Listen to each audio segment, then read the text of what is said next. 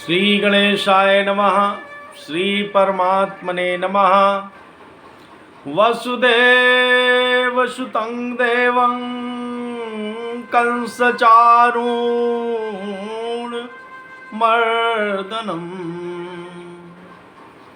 देवकी परमानन्दं कृष्णं वन्दे जगद्गुरुम्। ध्येयं सदा परिभवकभीष्टदोहं तीर्थास्पदं शिवविरञ्चनुतं शरण्यं भृत्यार्तिहतप्रणतपाल भवादिपोतं वन्दे महापुरुषते चरणारविन्दम्। वनशी विभूषितकरा नवनीरदाभात्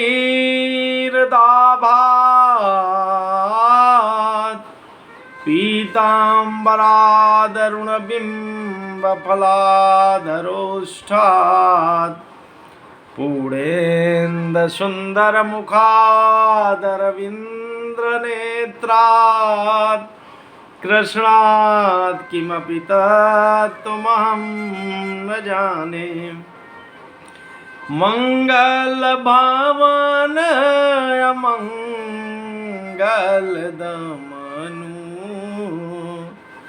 गोपीपतिवृन्दावन रमनु गोपीपतिवृन्दावन रमनु। गुरु समान नहीं को उपकारी देखे वो करी विचार जग जारी देखे वो करी विचार जग जारी।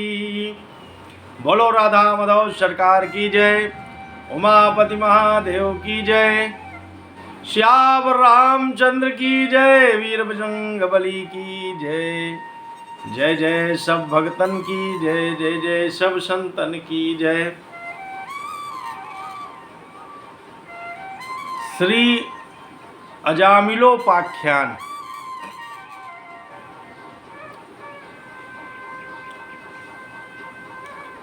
श्री राजा परीक्षित जी श्री सुखदेव भगवान से प्रश्न पूछते हैं कि प्रभु, ये जो मनुष्य मन वाणी शरीर से पाप का कर्म करता है, जिसके कारण इसे भयंकर नरक यातनाओं में जाना पड़ता है, इससे बचने का क्या उपाय है? तो इस प्रश्न के उत्तर में श्री सुखदेव भगवान जी कहते हैं कि देखिए, जो जीव मन वाणी और शरीर से पाप कर्म में लिप्त रहता है, उसे समय रहते ही अपने पापों का प्रायश्चित कर लेना चाहिए।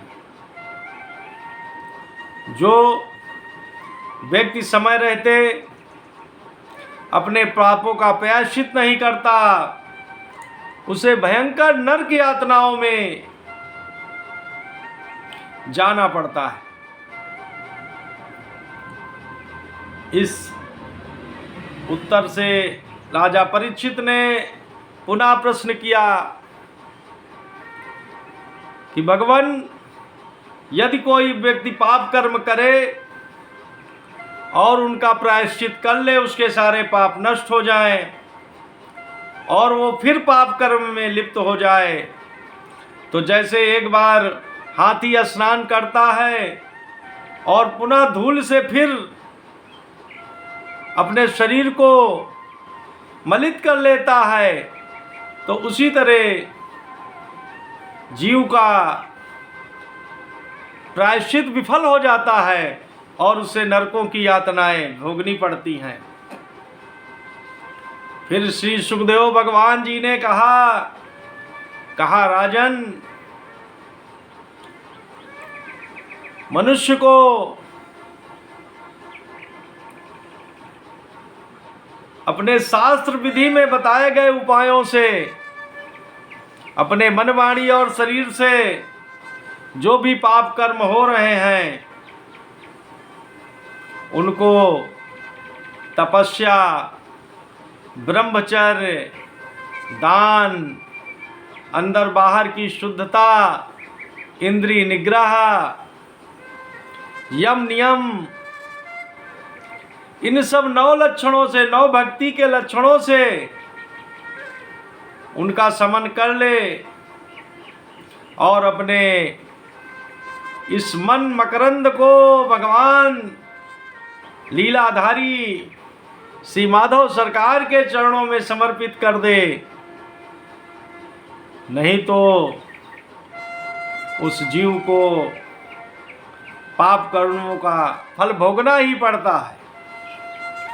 इस बारे में शास्त्रों में एक बहुत प्राचीन पाख्यान है जो मैं तुम्हें सुनाता हूं, जिसे अजामिलोपाख्यान के नाम से कहते हैं। कन्नौज में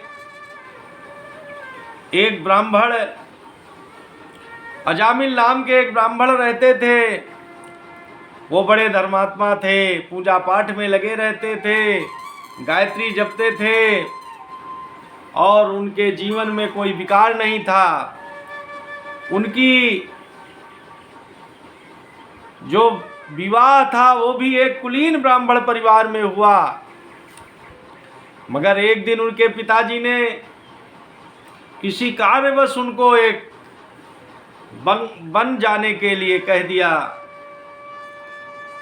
तो अजामिल वन में उस कार्य के लिए गया तो देखा कि एक शूद्र एक वेश्या के साथ उन्मत्त हो रहा, और उस घटना से अजामिल के अंदर एक पाप कर्म की प्रवृत्ति बैठ गई। वो रातों दिन उसी वेश्या के चिंतन में निमग्न हो गया और अपने पूरे परिवार की, अपने पिता की सारी संपत्ति उस वेश्या को ही खुश करने में लगा दिया। वो वेश्या मद्यपान करके उन्मत्त रहती और अजामिल भी उसके साथ उसी पाप कर्म में संलग्न हो गया। होते करते अजामिल की उम्र 88 साल हो गई। उसे अपने ब्राह्मणत्व कर्म का कोई बोध न रहा। वो शूद्र से भी निरीह कर्म करने लगा, बहुत शूद्रवत हो गया। उसे 88 वर्ष की उम्र में एक बालक का जन्म हुआ। उसका नाम उसने नारायण रख दिया। अब वो शरीर का तो बूढ़ा था ही, वो नारायण से बहुत प्यार करता था। अब वो नारायण के ही चिंतन में लगा रहता, उसी के साथ खाता पीता सोता खेलता और दिन भर नारायण नारायण ही किया करता था। जब एक दिन जब उसका समय पूरा होने को हुआ तो उसने देखा कि यमदूत उसके सामने आ गए। तब वो बड़े जोर से घबरा गया और उसने नारायण नारायण नारायण करके बहुत जोर जोर आवाज लगाई। तो यम के दूत उसका सूक्ष्म शरीर का हरण करने वाले ही थे कि वहां पर पीतांबरधारी विष्णु पार्षद आ गए और उन्होंने बलपूर्वक उन यम के दूतों को रोक दिया और कहा कि तुम अजामिल के सूक्ष्म शरीर का हरण नहीं कर सकते हो। इसने भगवान का नाम लिया है।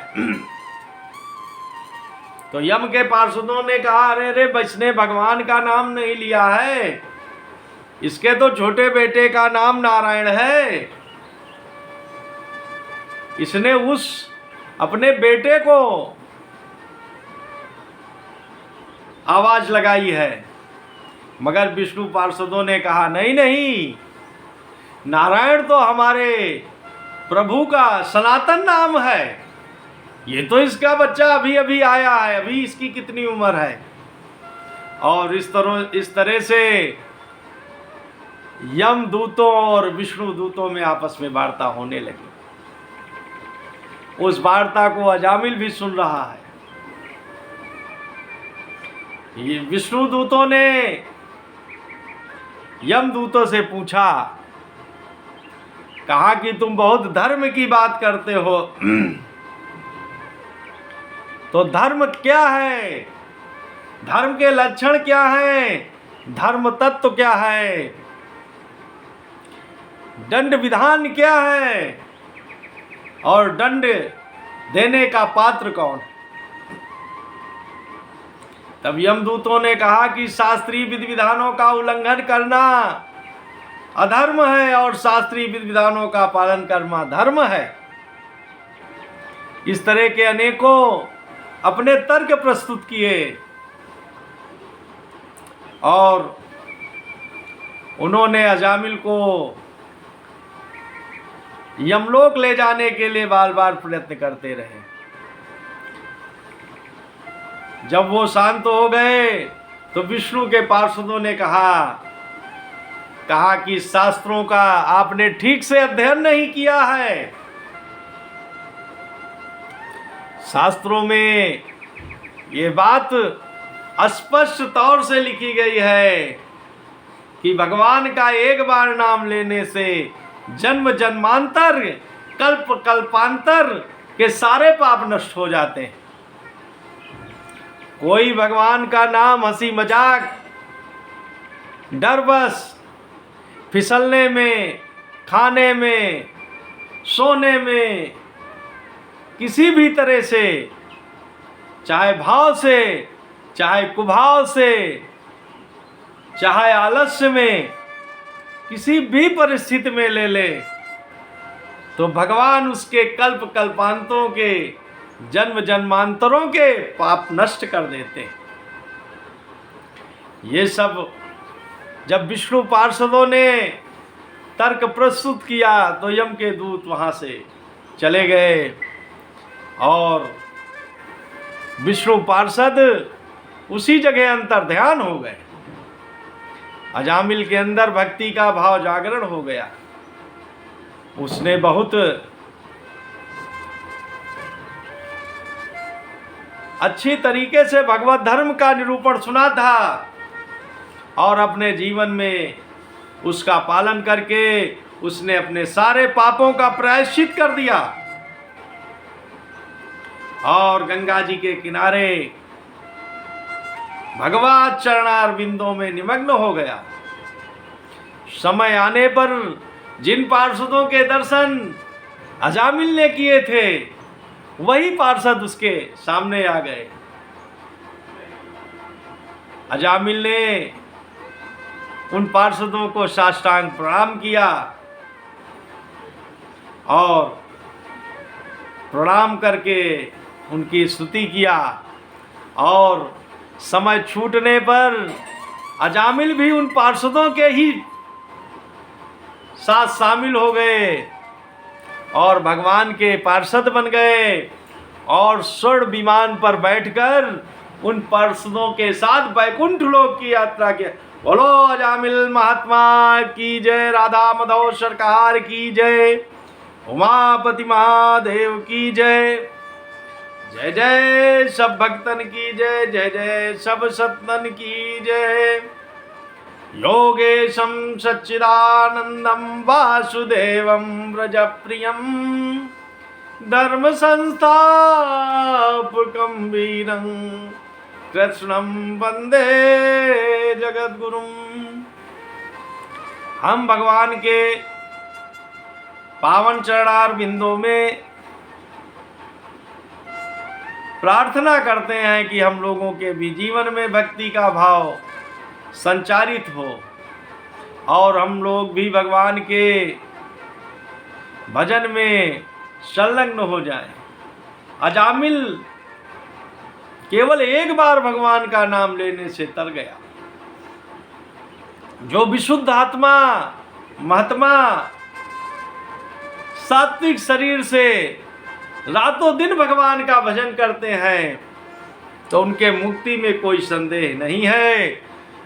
निर्मल मन जन सो मोहि पावा, मोहि कपट जल छिद्र न भावा। श्री विष्णुवाय नमः, श्री विष्णुवाय नमः, श्री विष्णुवाय नमः। श्री विष्णु स्मरणात् परिपूर्णामस्तु प्रीताम नमः प्रीताम। श्री विष्णुवाय नमः। श्री कृष्ण अर्पणम अस्तु। नमो पार्वती पते। हर हर महादेव। हर हर